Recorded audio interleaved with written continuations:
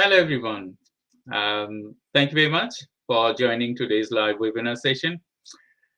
And as you know that we do live this channel every Tuesday, 12 to 1, and we intend to cover a specific subject area that will contribute to grow your business, because Neurodivergent Business Consortium is a CIC to support individuals as well as SME leaders. They wanted to engage in improving neurodiversity to the workplace, as well as if they wanted to understand neurodiversity, or if they are neurodivergent individuals, they need specific support. So I'm Dr. Shah Siddiqui, and we will do this live, and we have a special guest today with us to talk about how can you raise substantial funds to grow your charity or CIC, because you know that charity and CIC is nothing without donation. So if you wanted to get substantial amount of donation, and you wanted to grow your services or products, anything you have under your charity or CIC, you can do it. And without versatile investment, it's difficult to grow. So thank you, everyone, for joining today's live webinar. If you wanted to ask me any question and our guest, please feel free to ask us through the comment box. And I will introduce our guest here. You already have seen him many times, because we are doing live now 7 months on. Hello, Terry. How are you? Hi there. So we have Terry Arnold from Terry Arnold Consultancy. Most of you may know about him. He has experience and expertise working in giant corporation, and as well as specifically supporting charities. And Terry Arnold Consultancy support individual businesses for digital adaptation as well as digital marketing. And he has a specific domain to support global expansion, tourism, technology, and charity. So today we will dive into charity, how we can grow and generate or get substantial funding. Terry, we will share some of his stories about getting funding raised. He is successful in many cases so far. So Terry, thank you very much for joining today's webinar, and I would request you, if you could introduce to the audience about who you are and how you can do to grow charity. Thank you very much, Dr. Shah, for the introduction, and welcome to the audience. Just a brief history on myself. I started off working with Unilever, so it gave me a very good grounding, and that was pan-European. And then I moved to become creative director of BBDO International. That took me up to a global level. And then finishing off, finally, I ran my own consultancy for 10 years, and then finishing off and coming back into the corporate field to head up an Indian-based company who was opening up in across America and Europe. And I worked alongside the CEO as I can't remember what the title was, but anyway, that's not important. Associate director. Anyway, I can't remember what the title. So that rounded me off until the pandemic hit, and then obviously we were all grounded, and the travel didn't kick in. So I launched my own research consultancy, and came back to my roots, and that's where I am now. Thank you, Terry. It's been a pleasure to working with you, because we working is just more than I think it's nearly a year, and contributing to each other, understanding each other, as well as growing together. And that is phenomenal, I would say. And we are targeting each audience at the and each market slowly and gradually. So you know that why charity is why you understand why you need to understand and why fundraising is matters. You probably know that as on the introduction I said that without raising funds you cannot grow your business.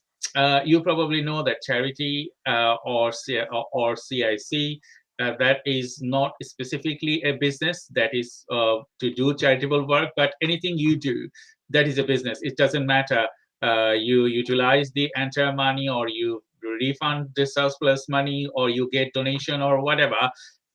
It has to have a business mechanism built in, because you will have employee, you need to pay them, you will have to have target audience, you will have to have a different type of campaign to raise substantial funds, and a lot of individual things has to be happened, and you have to have all of those things that normal business would have. So normal business is commercialization, but charity formed by different things. So I wanted to ask Terry at this point, because when we talk about charity and charitable, raising charity and charitable fund, people think that, okay, I'm not doing a business, and this is not a business. Can you clarify to the audience that why everything that we do in terms of commercialization or in terms of charity, that is a business? Yeah, as you mentioned, the CIC there are other channels as well, which I won't go into at this point, but there are ventures, business ventures that can come under the title of charities, and they're well worth looking into, because you don't want to miss out on the advantages in growing your business, because it's not in one of those charitable sectors. So the first thing I would suggest is identify which sector in terms of charity you qualify for. As I say, CIC is one, and I can't quite remember what some of the others are, but I can advise you on those, because they overlap. Thank you. Thank you, Terry.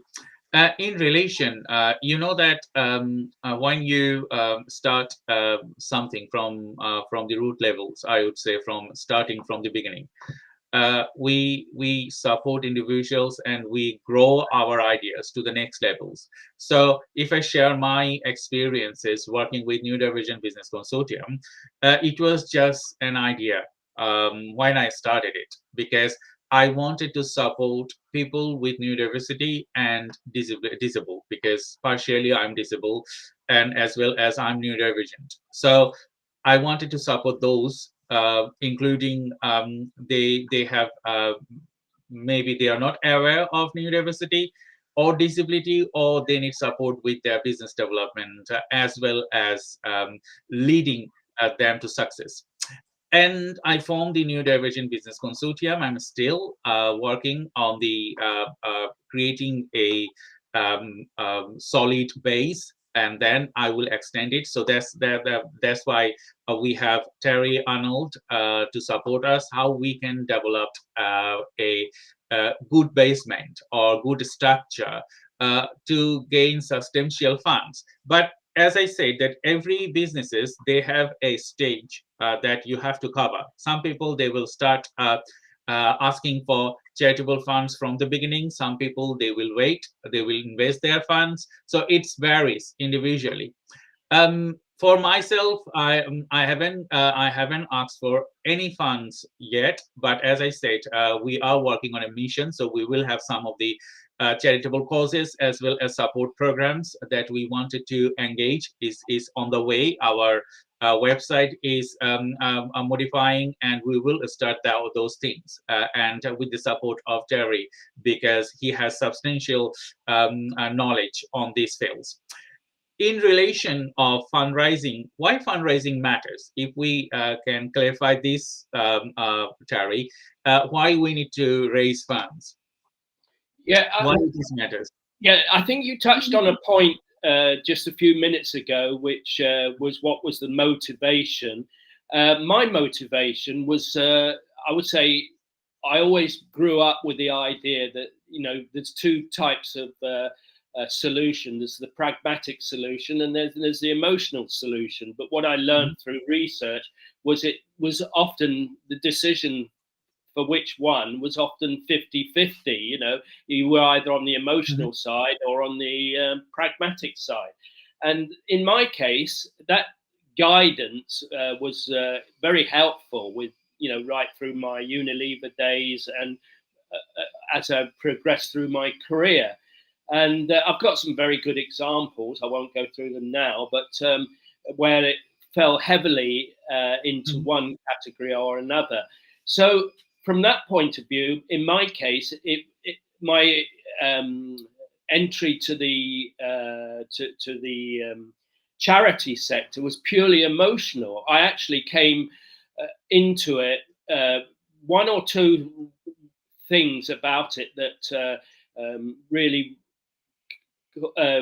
struck a chord with me Mhm. was obviously because of the quality of the work that I was producing with my associates and teams and various others. That I got a lot of satisfaction from giving, and from the fact that I could make a contribution through my career to the charity sector, which again is identified on my website. And these rewards, shall we say, emotional rewards, which translated to fundraising and other areas of specialization within the charity sector. Yeah, they created a cornerstone on which I could attract business and satisfy myself that I was delivering a good result. So those were my motivations, which I would clearly say were emotional. But if you're going down the pragmatic route, which is obviously more to do with the fundraising, what are you capable of raising with funds? Uh, Again, I won't go through the list, but I mean, I think a brilliant, because charity now is so much in demand. It's Mhm. one of those sectors where the growth is phenomenal. It's almost off the radar because with governments and various other opportunities, big opportunities, you get opportunity to get into accounts, and I would or get a foot in the door of the account. And what I would suggest, if you're an SME, is to start off, with modest ideas and really sort of like play the field. You know, approach a few charities or get yourself known on a voluntary basis, because once again, just by chance, as you'll see from my website, we won the Queen's Award for voluntary service Mhm. in one of the charities that I was working on at the time for Big Lottery. And the fact that when you get the foot in the door and the other opportunities start to open up, and you can feel your way along, which sort, because there's just there's so many charities, you're almost spoilt for choice. You can then decide, well, which ones can you contribute the best, advice to, and get your notoriety up a few notches, and then go up to the next level and then just apply, for positions, or maybe into local charities, which would be a good stepping stone. And again, I mean, I had, when I was at Big Lottery, we were responsible for, I think it was 20 charities, 20 low. Well, as it turned out, whilst the account that we were on was pretty enormous, because we'd localized it, and the budget wasn't big enough to do anything other than localize it,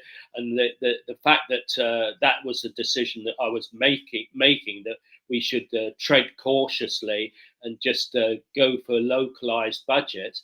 We had 20 charities just in the Greenwich area, and these are the ones that we selected. They weren't just random. They were, yeah, they were the 20 top budgets that we, that we'd selected from a list. Thank you, Terry. I just wanted to address another thing because as you said that you have successful implementation with individual charities and other things. We know fundraising it matters because if you wanted to grow your business, charitable business or CIC, you need to raise substantial fund because if you wanted to work for people, you need to hire people to work for them. Yes, you may be hiring volunteers to do the work, but sometimes some of the tasks you cannot hire volunteers because you need to hire expert people to do expert work. And sometimes expert people, they will not totally work voluntarily because they also have to feed their families. So, you know, when we raise funds, it is we need to understand that how we can be successful to transforming individual organization to a different levels. In that point, understanding donor base. Can you tell our audience a bit more? Who do you target, and who is your potential donor could be, and why it is important to know that what type of donor you would contact to start raising funds? Yeah, well, when you talk like that in more specific terms, thank you very much for emphasizing that. That yes, people won't necessarily want to work for nothing, and they will actually reject working for charity.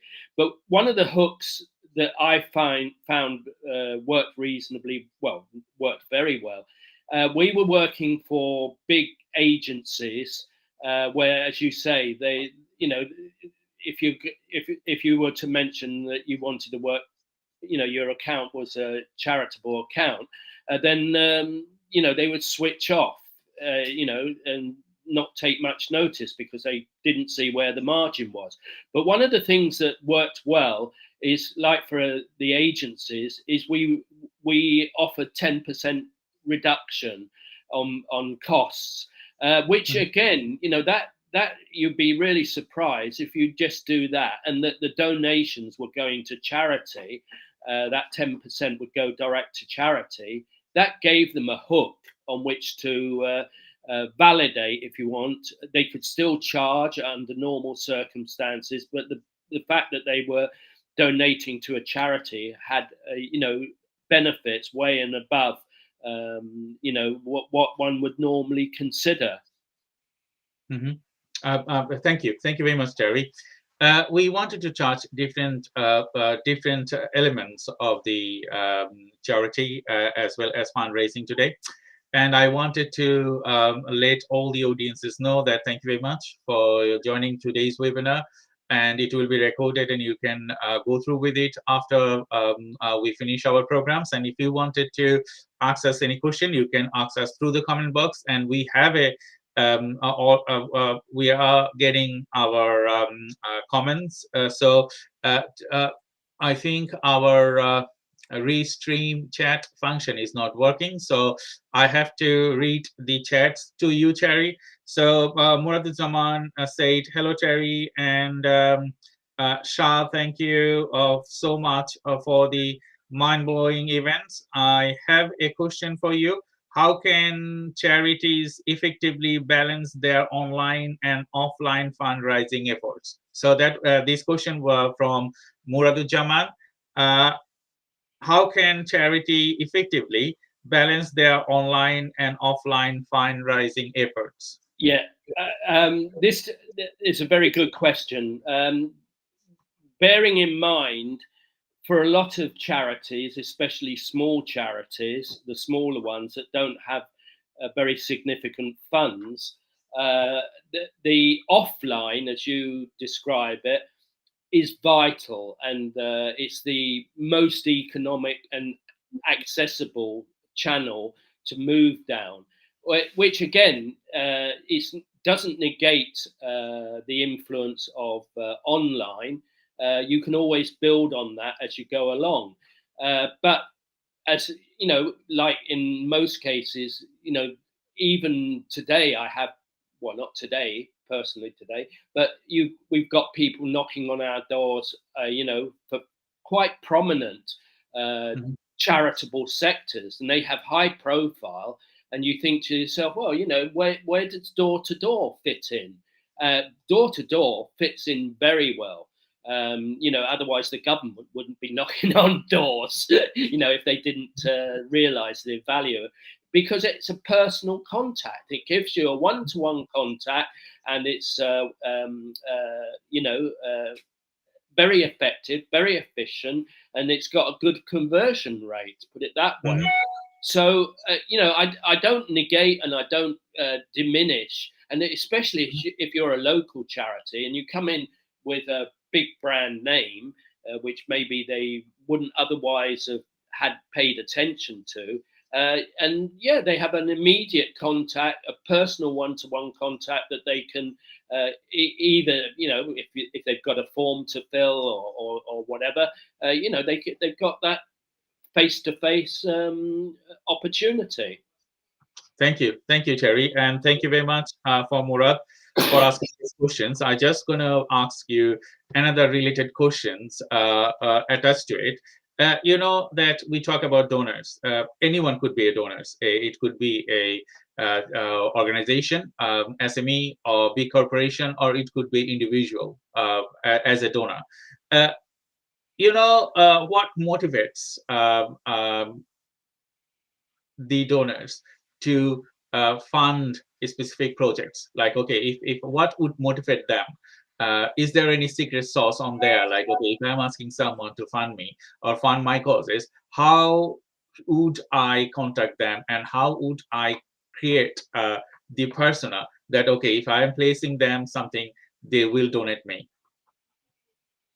Yeah, I've got a very good example actually Mhm. of one account that I was invited to give my expertise, and it was the fundraising for my daughter's school. Mhm. They wanted to build a language laboratory, and I Mhm. never thought of it until I was approached by the headmistress in the local town that I was Mhm. living in at the time. My daughter didn't introduce me, but the headmistress introduced me, invited me onto the anyway. Yeah. So, and as I said, it was for a language laboratory, and they were offering.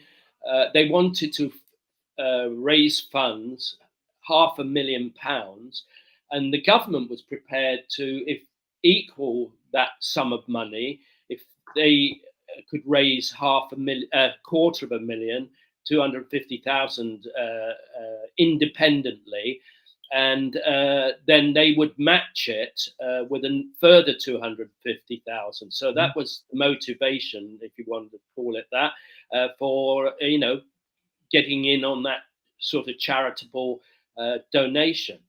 And Mhm. what happened, to answer your question, what was interesting was, obviously within the community, which was in Tunbridge, that there were lots of local people that donated, were willing to donate, quite significant sums of money. But Mhm. I would say they were very modest and they were very plentiful and very welcome. But then all of a sudden, along came Abbey National. And I did write to Abbey National. I wrote to Mhm. various, businesses, corporates that I thought might be interested. And as I say, right out of the blue, along came Abbey National. And it was the Mhm. local Abbey National in the High Street in Tunbridge that said they wanted to donate a significant fund, a Mhm. contribution. And so, yeah, which they did. I think they donated something like, yeah, I think it was uh, the 100,000, yeah, 100,000. So yeah, so that really sort of kick-started everything and got us over Mhm. the touchline. So yeah, so in answer to your question, it it can be individual, modest individual sums, but then occasionally, right out of the blue, you get you get a substantial sum being donated in areas that you never expected it to come from. That's really fascinating, Terry. Thank you very much for adding value today. Um, I just wanted to ask you another question because when you talk about charity and when you work with charity, you have to have a successful narrative, because without successful narrative, people will not know what do you want and what you wanted to sell. Either way, if you wanted to have a donation or something else, you need to sell something. So in that aspect, why successful narrative is very important for anyone they're raising and they wanted to raise substantial funds. Well, again, as you can see on my website, the global brand experience, digital marketing expertise, which is probably the two things that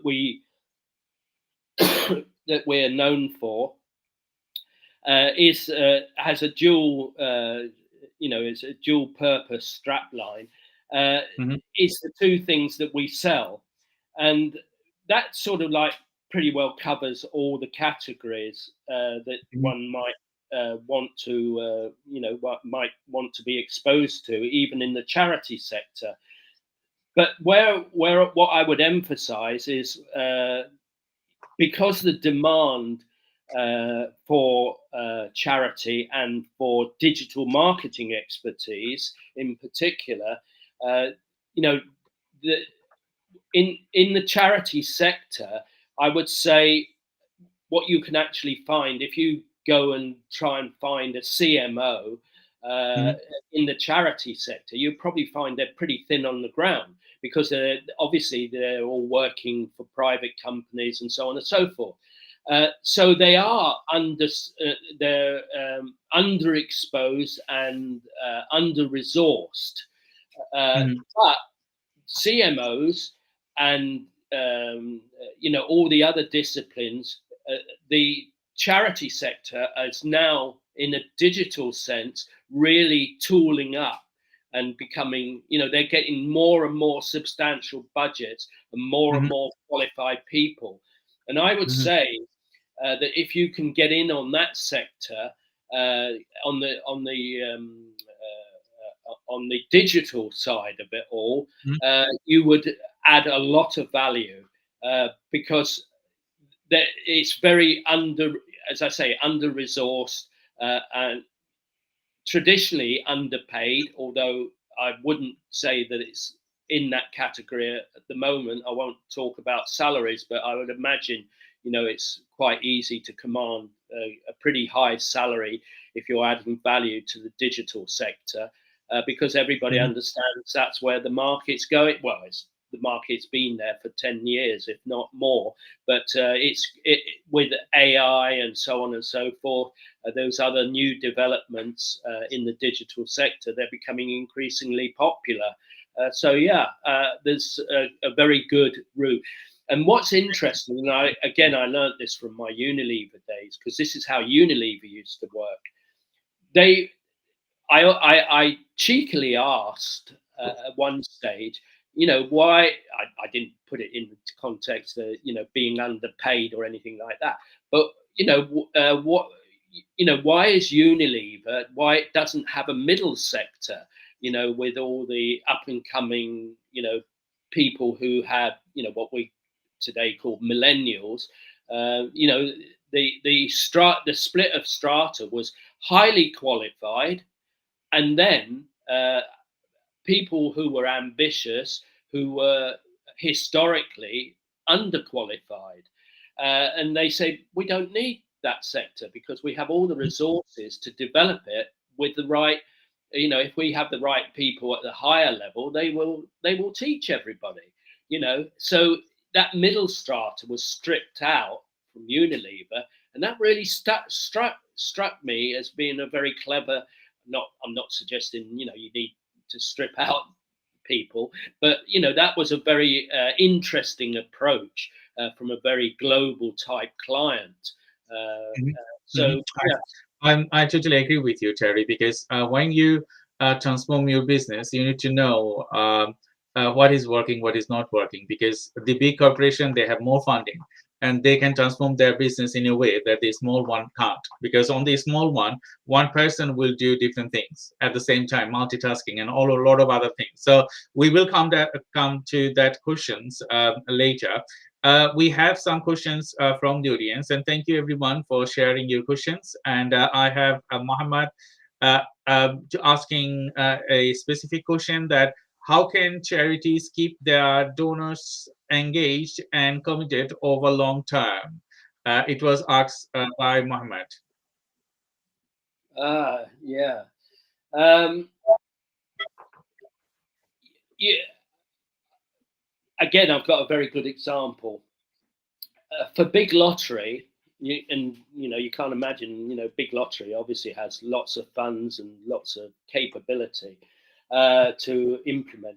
But in the case of Big Lottery, I recommended, once we'd done the research, that we develop an affiliate campaign. So I would suggest to you, look into affiliate campaigns. And again, you can, because it's a very attractive proposition, because it Mm-hmm, enables you to build a quality mailing list, or whatever you want to do with it, with your list. But more specifically, you can see the case study on my website again. Uh, for Big Lottery. But what was interesting, we drilled down and we made it, because it was in the welfare, debt raise, overcoming debt and housing issues, which were the three categories I was looking after primarily. Well, mm-hmm, not primarily, individually, but those three categories, they all have knock-on effects, if you want to put it like that. And I came up with this affiliate campaign. I mean, it was a pilot scheme which went down. The results went down very well, and it was an opportunity. And I'll just sort of give an example. We approached the army, was one sector, and then one of the airports, mm-hmm, City Airport it was, and that was going through a period of transition and going private. And then we also approached Tesco's. So three very different marketplaces, and we got three very different responses and sign-ups to this idea. And the idea in principle was that, say, for example, with Tesco's, and they, a lot of these were on minimum salary. They were people who were on minimum salary and had slipped through into debt. And they were, and these are people who, were working hard, and under normal. Well, they were already outside of that. That they were on the edge of being in that bracket where they were on 30,000 or 39,000, I think it was, or 30,000. But they were on the edge where they were about to, incur, significant sums of tax. And also, what we identified was that from the research was that these people weren't on benefits or any of the traditional areas. Of course, some of them were, but they weren't in the traditional areas of exposure. They were working hard, working overtime. Most of them were, coming into having a child, or even two, already had a child and were having a second child. And this was what was going to end up causing problems for them. So what we did is we offered a free advice, mm-hmm, free legal advice, and all you had to do, and it was for life, for as long as you worked there, and you had a card, a plastic card in most cases, and it was a £10 one-off fee. Obviously, you can imagine because coming on to the CICs, the companies could easily write it off in their own way, but you left all that open to the company to decide, by getting further involved with the with the with the customer or the client. They can reveal how they want to handle it. And but that point of entry, if you want to call it that, was enough. And the figure, £10 one-off fee and a plastic card, was sufficient to get serious sign-ups. Thank you, Terry. Thank you. It's been a pleasure talking to you today, and to the audience, thank you very much for joining today's live webinar. And if you wanted to access any question, feel free to access through the comment box, and we will try to answer your questions if we have time, as well as thank you, Terry. So we have Terry Arnold Consultancy from we have Terry Arnold from Terry Arnold Consultancy, and I'm Dr. Shah Siddiqui from Neurodivergent Business Consortium. As you know, that we support individual businesses as well as individuals to grow your business, as well as support you how you can specifically successful within your business, adding different type of frameworks as well as leading you to the success. So we have Terry Arnold, and he's very expert working with charities and lots of other domains. But we not go into detail to the other domains. But we're going to be talking more onto charity. So Terry, we have another questions from Urmi. How can charities tailor their message to resonate with different types of donor? Yes. It depends how sophisticated your online digital is, and what resources you have. I would say first and foremost, as I'm learning as we speak at the moment, and we put at the top of our list SEO. And that is really the starting point, whether you want to go down the organic route, or if you've got sufficient expertise to be able to go down the paid route. So I would say split it off.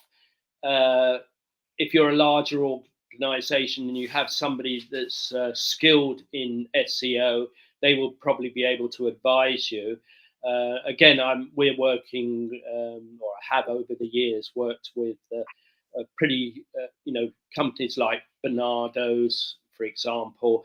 Obviously they have their teams of people who are multi-skilled and specialists in, SEO and so on and so forth. Well, in all the categories, and between them, they can provide you with the expertise you need. But if you're an SME and your funds are limited, shall we say, and your resources are limited, then I would advise you to go down that route to start with, because it will, after, as I'm learning with Dr. Shah, and we're in the middle of that development, shall we say, and in the middle of trying to develop a switch over to paid search, which I, hopefully within the next few months we'll have enough confidence, having tested ourselves in the organic side of things, to be able to then move over. Because when you get into those levels of sophistication, there's so much choice. I don't want to criticize or anything else, but it's a sector. SEO is a sector. People take advantage of the fact that nobody knows anything about it, and before you know it, you could easily end up down some, should we say, back alleys, if you want to call it that, which actually don't materialize or go anywhere. This is why I have what I loosely term a mentor to guide us through, that is, shall we say, well skilled and well qualified, like Dr. Shah, and we've got a plan, and we're feeling our way across through on that plan, and it's very helpful. Thank you, Terry, for your support as well. And when we talk individually, like when we grow specifically, it's like sometimes working together means uh, exchanging knowledge and sharing knowledge and gaining experience of those knowledge. You know, the knowledge I have and the knowledge you have, we are combining those for business growth, as well as our commercial companies, and as well as working with the charity. So you know, I'm working a long time now in business, and as well as I was engaged in various charities, and I have my own CAC now. The what I felt that there is a niche gap in the market, because there are top level charities, middle level charities, and bottom layer charities. And the bottom layer charities, they are suffering a lot, because why? They don't have funding, and they don't have a specific knowledge to grow their bottom level charity to the next level. And other things that I have experienced, that on the bottom level charity, they don't think that it could be a business model that they can succeed it in the next time, because there is like I would say stereotyping knowledge that charity is not a business. So if they wanted to do a business, how they can? um, yes, we understand that charity is not a business, but it has to has a business model. As I described earlier, you need to earn money to support people, and when you are earning money, you need to pay your salary, or you need to pay people they are working for you. That's their salaries, and you need to pay bills and a lot of individual things. So specifically, that is a business. So we can clarify those things to the audience later if you wanted to know more about how you can transform your bottom level charity to a successful levels. We are here to help. So Terry has tons of knowledge, I would say, to transform individual businesses to a appealing one, to a growing systematic way, growing your business or your charitable CIC or charity to the different levels. We can specifically tailor and package it differently to grow and reach individual target audience. And one of them that Terry said, yes, SEO is one of the things that you could do. But before you start SEO, you need to know a lot of individual things. Are you go to market? Are you ready for go to market? Because when you're going to market to ask people to pay you, are you ready? Or your cause is ready, or a lot of individual things you can ask. So we have go to market strategy that we work together to understand your business as well as grow your business differently, so that we can cover in a different program. But today we are talking about charity and how you can raise substantial funds through your initiatives. So we have some more questions, and I will ask you, Terry. Saladin, you asked what are the best practices for building. Okay, we already asked that one. We have one question from Red One. What are some effective methods for identifying and understanding your potential donor base? So, can you share some tips and tricks with the audience that how you can, how what tricks could be better for our potential or future donor base? The very first one tip I would give is where do your emotional or pragmatic motivations, where do they lie?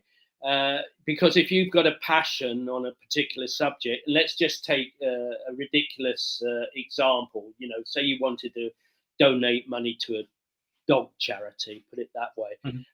If you love dogs, then you're going to have a head start. And if you have a dog, you're going to even have a better start. And if you have a particular dog, you know, you're even more ahead of it all. So whether you want to start tailoring it all to, you know, I've got a love for corgis, for example, the Queen's Mhm. dog, or the what was the Queen. But if you want to be that specific, then that is a pretty good niche market to go in on. because if you then sort of like draw up the database for corgis, shall we say, and then look down it and start to identify where you can offer, and you might have, let's just say, you've got digital marketing expertise, that would begin to put you ahead of the positioning, because if somebody wants experience of digital marketing, and again I've got a good example. We worked on the veterinary side actually with Bayer of all companies. They have a strong presence in the veterinary market, and we picked up a couple of projects for pet care, and you you'd be surprised the size of the brands and the importance of the brands and the inquiries that you would then get back. And don't if you've got a list of, shall we say, 20 contacts or 50 or 100 contacts, I mean, I always work on the principle of having 100 contacts because it's an easy percentage to work to. But if you work down that road and you section them all off, like top level contacts, 30 top level contacts, and then 30 middle ranking contacts, and then 30 small companies, then you've covered it pretty well, and then you've probably got an obscure 10% left to dot around as you will. So that sort of approach is not labor intensive, it's efficient. The most important thing, and bearing in mind that we had the capacity to contact, with the advertising experience I have, contacting literally millions, if not tens of millions. And we're just talking on a European, but on a UK basis, not even going global. But when you've got that that capacity, when you work in 10 to 1, it's the ratio is still very manageable. Mm-hmm. I totally agree with you, Terry, because when you work with your charity or work with your specific CIC, you should have a strategy. Because as a strategic myself and working with Terry, he's also a strategist as he worked with research. And based on the research, he determined his strategy.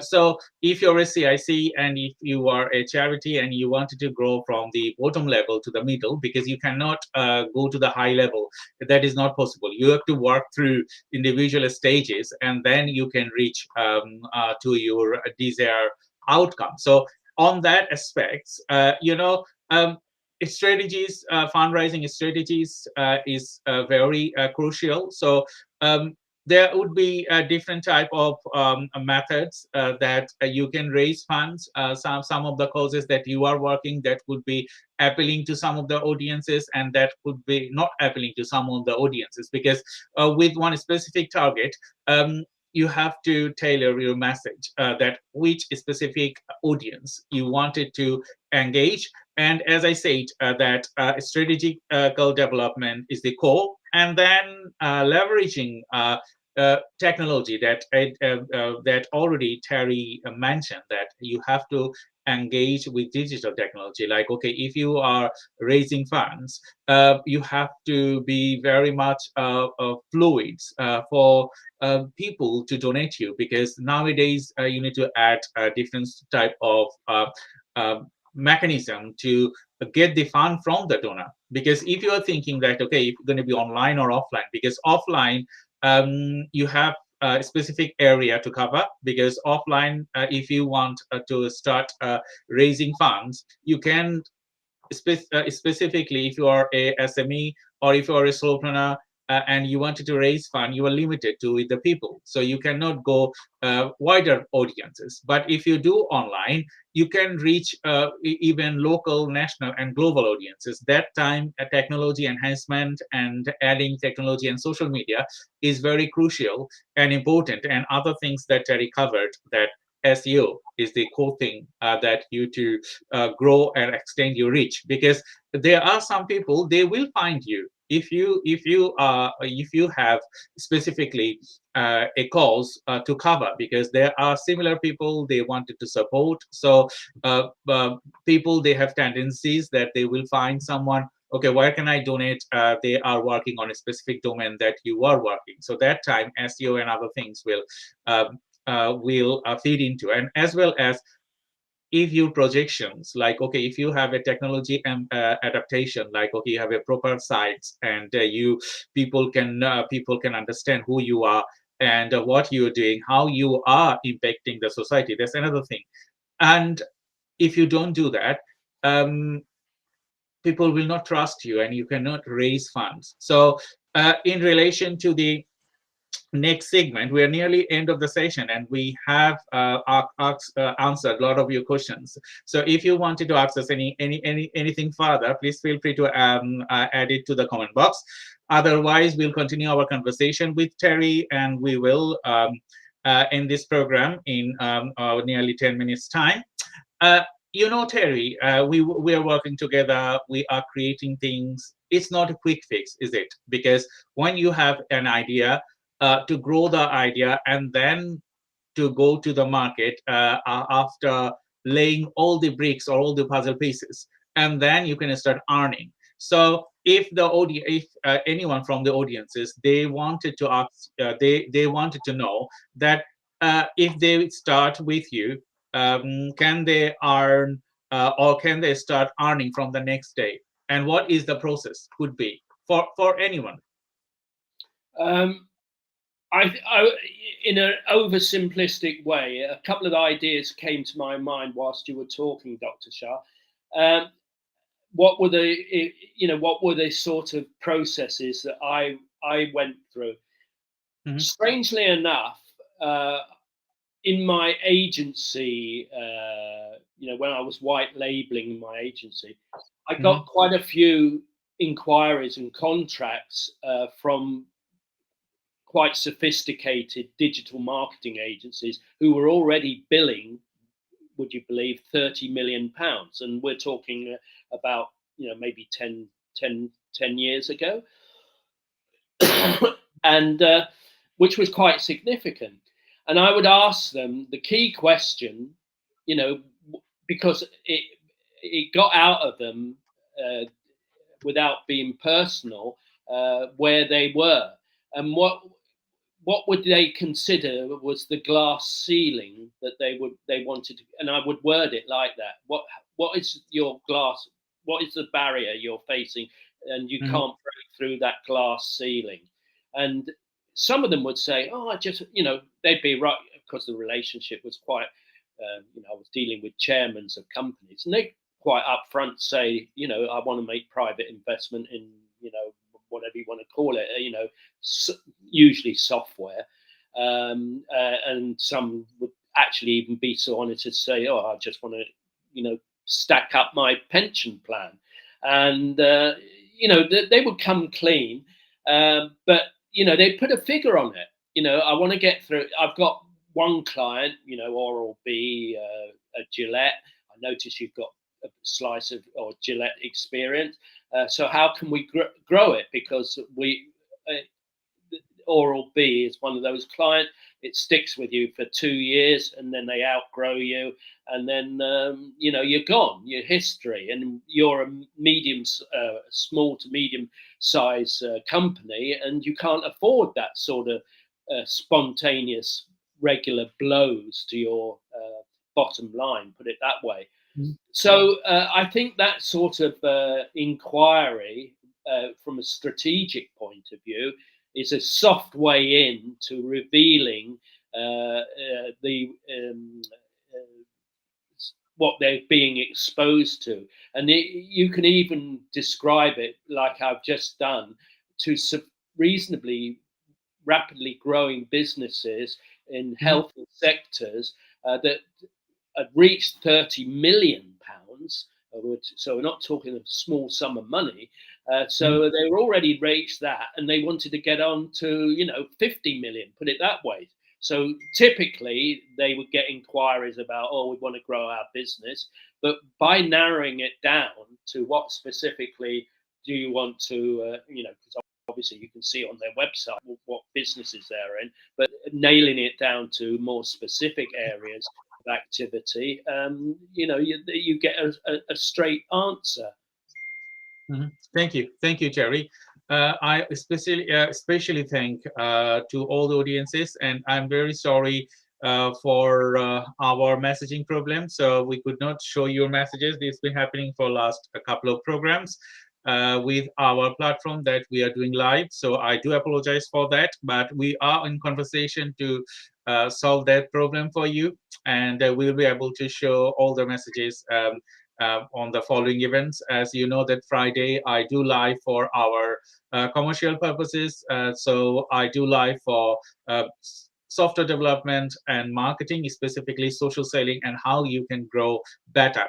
So to the audience, as you know, as a technologist myself and Terry, we work together to potentially support individual businesses. So if you wanted to grow your charity to the next level, you need to know another thing, that you also have understanding that you need to add someone within your community or within your organization that they knows someone else. So in relation to that, when fundraising kicked in, or when you are successful with substantial funds, you need to add someone, maybe a local figure or maybe a consultant like Terry, uh, or someone else to your mechanism, that they can extend your offering to the people they know. Because when people are working in this sector, they will know many organizations that they will fund. So you need someone within your board or within your mechanism to add value. And sometimes you will get consultant, they will charge you a specific percentage, and that's the and sometimes they will not, but it depends the person how they will work to support you, to grow you. Because as I said, an individual person will have individual preferences, and you have to work with these preferences if you wanted to grow. Uh, so if you're talking about the business, so Cherry on the Consultancy is a consultancy. They support individual with, as I say, technology, tourism, as well as charity. So if you engage with them, if to run businesses, they will have to have a percentage the fund they will raise, and this is the way that most of the funding agency they will work. As Terry said earlier, that okay, you need to give some percentage to the funding agency. They reach new people and new audiences because they have their own business model, and they can succeed you with following their business model, and that will sustain for long. So, Terry, we are nearly end of our sessions, and we just wanted to add some closing remarks from this program. First thing, as I said, thank you very much for joining this live webinar. We're going to be doing more as we are working together to support our charity, as well as we're going to be supporting one or two other charities that I'm in conversation with. Do you have any closing remarks to the audience, or any takeaways from this webinar? Um, yes, I do. What have I learnt? First of all, you don't know where your leads will come from. I think, as we go more global, they come in, we get inquiries, from all around the world. Now, if we were looking at a microcosm and just say we were only looking at UK and we hadn't gone into Brexit, obviously now you can already see with Brexit, it's beginning to get what I would call gravitas, or the move is, shall we say, paying off.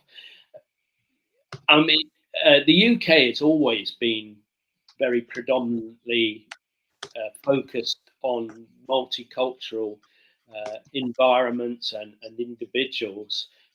They're always very welcoming. Its culture is very welcoming, but the opportunity we have now is that we can go global, and so don't ever think of it as being, oh, I can't manage it. I don't want to put it down. I don't want to put down that I'm in the global market. It's just too big.